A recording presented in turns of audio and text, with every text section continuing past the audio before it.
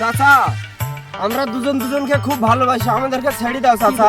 ভালোবাসি পুলিশের কাছে না গেলে তোরা হাসর হবে না চাচা, বেশি বাড়াবাড়ি করো না। এই দেখো রমজান মাসে 200 টাকা লেবু কিনে খাইও।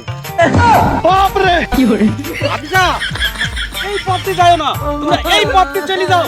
মেলা লোক এমনি সব ফাঁকা, এমনি চলে যাও। কি করে ভাত করেছে খেলিও কি করে